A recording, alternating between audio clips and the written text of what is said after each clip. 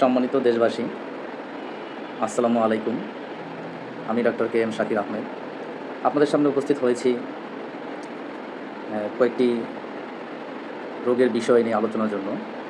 খুবই সাধারণ আলোচনা, কোনো বিশেষজ্ঞ মতামত বা খুব গুরুগম্ভীর আলোচনা নয়। তো প্রথমেই আপনাদেরকে সকলকে আমি পবিত্র ঈদুল আজহার আগাম শুভেচ্ছা জানাই। আগামী সোমবার বাংলাদেশে পবিত্র ঈদুল আজহা অনুষ্ঠিত হবে। মূলত ঈদুল আজহায় আমরা মুসলমানরা যে কোরবানিতে অংশগ্রহণ করি এবং কোরবানি কেন্দ্রিক যে আমাদের খাদ্যাভ্যাস, এই খাদ্যাভ্যাসের হঠাৎ করে একটা ব্যাপক পরিবর্তনের ফলে যেসব রোগ বেড়ে যেতে পারে কিংবা যেসব রোগ নতুন করে তৈরি হতে পারে, মূলত সেসব বিষয়ে কিছু সাধারণ কথাবার্তাই আমার আজকের ভিডিওর উদ্দেশ্য। যেমন আমরা কোরবানির সময় সাধারণত ম্যাক্সিমাম মানুষই গরু কোরবানি দিয়ে থাকি, কেউ কেউ ছাগল কোরবানি দিয়ে থাকেন, এমনকি কেউ কেউ ভেড়াও কোরবানি দিয়ে থাকেন, আমি দেখেছি। মহিষ কোরবানি তেমন দেখি না। তবে যাই হোক, আজকে আলোচনার মূল উদ্দেশ্য হলো মাংস খাওয়া, অতিরিক্ত মাংস খাওয়া এবং মাংস খাওয়া পরবর্তী যেসব জটিলতা, শারীরিক জটিলতা। আসলে এই আমরা যেসব পশু কোরবানি করে থাকি এগুলো সবগুলোই আসলে রেড মিট বা লাল মাংস বলা হয়। আসলে কেন লাল মাংস বলা হয়, তার একটা কারণ হলো এতে প্রচুর পরিমাণ মায়োগ্লোবিন নামে একটা প্রোটিন থাকে। সেই কারণে এটাকে লাল, রঙটা লাল হয়, টকটকে লাল হয় সাধারণত, এবং এই জন্যই এটাকে রেড মিট বা লাল মাংস বলা হয়।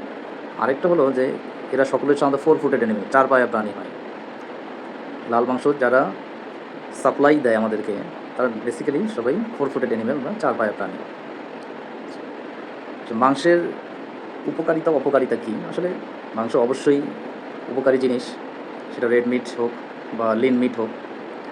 কিন্তু প্রবলেম হলো মাংস কতটুকু খাবো সেটা আমার কতটুকু উপকার করবে বা কতটুকু বেশি খেলে সেটা আমার ক্ষতি করবে, এই বাউন্ডারিটা আমাদের অনেকে জানা নেই।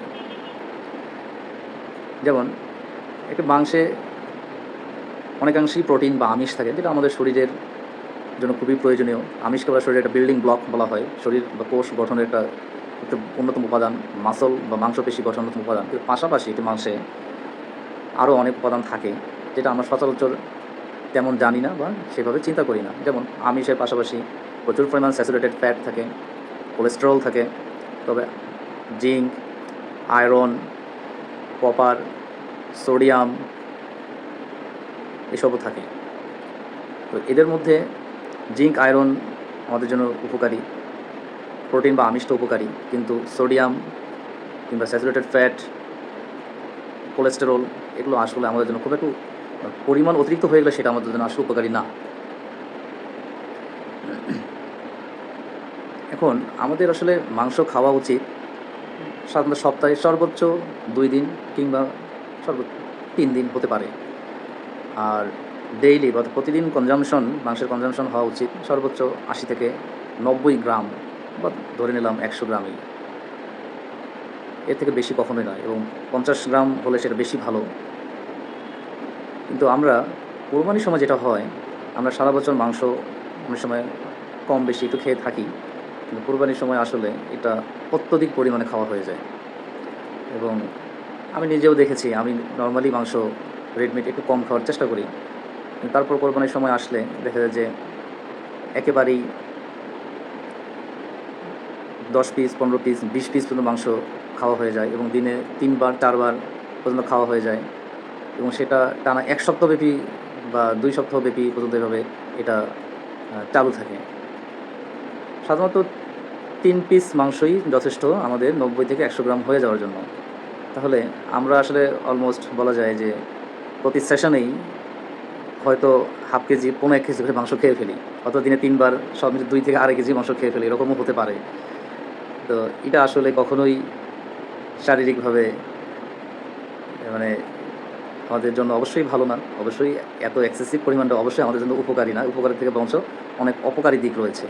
সেই অপকারী দিকগুলোই অনেক রোগ হিসেবে প্রেজেন্টেশন হতে পারে। তো এখন মূল বিষয়টা দিয়ে আমি যাচ্ছি।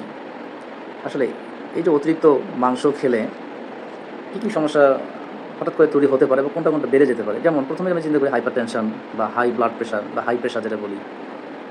তারপর স্ট্রোক হয়ে যাওয়ার একটা ঝুঁকি বেড়ে যায়। হঠাৎ করে বেশি মাংস খেলে স্ট্রোকের ঝুঁকি বেড়ে যায়। তারপর হার্ট অ্যাটাক বা এমআই যেটা বলি আমরা, হার্ট অ্যাটাক হওয়ার একটা ঝুঁকি বেড়ে যায়। তারপর অতিরিক্ত মাংস মানে পাশাপাশি অতিরিক্ত প্রোটিন যাচ্ছে। অতিরিক্ত প্রোটিন ব্লাডে গিয়ে ইউরিক অ্যাসিড বাড়াচ্ছে, বাড়িয়ে আমাদের জয়েন্টের বা বাত ব্যথাগুলো বেড়ে যেতে পারে, বা গাউট যেটাকে বলি সেটা হতে পারে। আবার যাদের কিডনি রোগ আগে দীর্ঘমেয়াদে অনেক আগে থেকে কিডনি রোগ আছে, ক্রনিক কিডনি ডিজিজের রোগী যারা, তাদের আসলে প্রোটিন খুব কম খাওয়ার কথা। তো তাদের ক্ষেত্রে দেখা যায় প্রোটিন বেশি খেলে তাদের ক্রিয়েটিনিন বেড়ে যাচ্ছে, ইউরিক অ্যাসিড বেড়ে যাচ্ছে, এবং এটা আরও অন্যান্য জটিলতা বাড়াচ্ছে তখন। আবার মাংস যখন আমরা মাংস বেশি খেলে, মানে মাংস যখন রান্না করি প্রচুর পরিমাণ আসলে তেলের ব্যবহার হয়। মাংসে নিজেই তেল আছে, ফ্যাট, স্যাচুরেটেড ফ্যাট আছে। আবার মাংসে রান্না করার সময় পর্যাপ্ত অনেক বেশি তেল লাগে, সয়াবিন তেল বলি বা যেটা বলি আমরা রান্না করি সাধারণত। তাহলে এমনিতেই মাংসে ফ্যাট আছে, তেল আছে, আবার কোলেস্ট্রল আছে, আবার ভোজ্য তেলের মধ্যে কোলেস্ট্রল আছে, ফ্যাট আছে। তো সেটা মিলে দেখা যায় এত বেশি ক্যালোরি কনজাম্পশন হয়, তো দ্রুত ওবেসিটি বা স্থূলতাটা অল্প সময়েই কিন্তু অনেক বেশি বেড়ে যেতে পারে। পাশাপাশি আমাদের যদি পরিপাকতন্ত্রের কথা চিন্তা করি, সেখানেও বেশ কিছু প্রবলেম দেখা যায়। যেমন অ্যাসিড রিফ্লাক্স, অনেক বেশি তৈলাক্ত খাবার, মাংসের নিজের তেল আবার ভোজ্য তেল মিলে তৈলাক্ত খাবার, সাথে আমরা পোলাও খাই, সাধারণত মাংস খেলে পোলাও খাই, অনেকেই খাচ্ছি। তো অতিরিক্ত তেলের ব্যবহারের কারণে অ্যাসিড রিফ্লাক্স হওয়ার পসিবিলিটি বাড়ে, ফলে বুক জ্বলা, গলা জ্বলা, পেট ব্যথা এবং বমি হতে পারে। পাশাপাশি আলসার বা ডিসপেপসিয়া বলে, অর্থাৎ সরাসরি পেটে আলসার হয়ে যেতে পারে। আরটা হলো যে ইম্পর্টেন্ট হলো যে red meat is a important risk factor for colon carcinoma, অর্থাৎ হলো এই লাল মাংস বা অতিরিক্ত মাংস খাওয়া, এটা কিন্তু আমাদের মানে খাদ্যনালী অর্থাৎ পায়খানার রাস্তায় ক্যান্সারের একটা অন্যতম একটা কারণ, হ্যাঁ, এবং খুবই বড় ধরনের একটা কারণ হিসেবে বিবেচনা করা হয়। পাশাপাশি মাংসতে আমিষ থাকে, বা মাংসতে আসলে ফাইবার কম থাকে খুবই।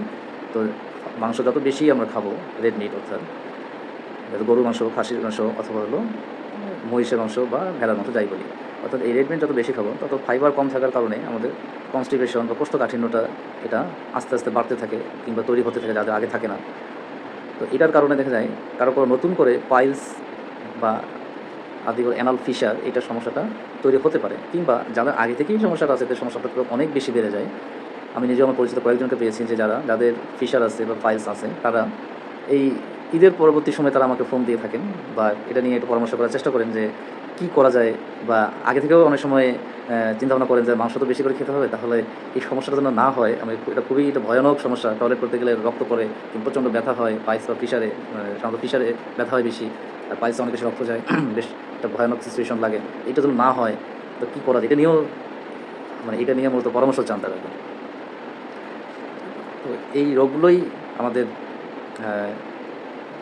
সাধারণত এই হয়ে থাকে যদি অতিরিক্ত মাংস খাই, বেশি কোরবানির সময় তো খাওয়া হবেই। তাই আমি সকলকে আহ্বান করব যে আমরা অবশ্যই মাংস খাবো, আল্লাহ তাআলার দেয়া নিয়ামত। আমরা কোরবানিতে অংশগ্রহণ অনেকেই করি, প্রতিবেশী আমাদেরকে মাংস দিচ্ছে, আমরা প্রতিবেশীকে মাংস দিচ্ছি, সো এটা অবশ্যই এটা সৌহার্দ্যমূলক পরিবেশ। কিন্তু একই সাথে আমাদের এটা মাথায় রাখা উচিত যে অতিরিক্ত মাংস ভক্ষণ এটা আসলে ভালো না হয়ে আমাদের ক্ষতিও হতে পারে। কোনো কিছুই অতিরিক্ত আসলে ভালো না, সেদিকটা মাথায় রেখে আমরা পরিমিত মাংস খাওয়ার চেষ্টা করব। প্রয়োজনে অতিরিক্ত মাংস সংরক্ষণ না করে একটু বেশি বেশি করে প্রয়োজনে একটু দান করব, বা এক অংশ গরিবদেরকে সেটা আমরা একটু বেশি দান করতে পারি, বা আত্মীয় স্বজন বা প্রতিবেশী অংশ একটু বেশি করে দিতে পারি। সবার দিকে যদি আমরা বেশি করে একটু দান করে থাকি, বা তাহলে হয়তো বা আমাদের জমানো মাংস কম থাকলে হয়তো বা খাওয়ার টেন্ডেন্সিটাও একটু কমে আসবে, হয়তো আমরাও শারীরিকভাবে যতটুকু প্রয়োজন প্রোটিন বা আমিষ বা অন্যান্য যেসব এসেনশিয়াল নিউট্রিয়েন্ট বা আমাদের যেটা শরীরে কাজে লাগে মাংসের মধ্যে থাকে, তো সেটা অবশ্যই পাবো। কিন্তু অতিরিক্ত হলে সেটা কিন্তু আমাদের এই নানাবিধ এই রোগগুলো তৈরি করতে পারে।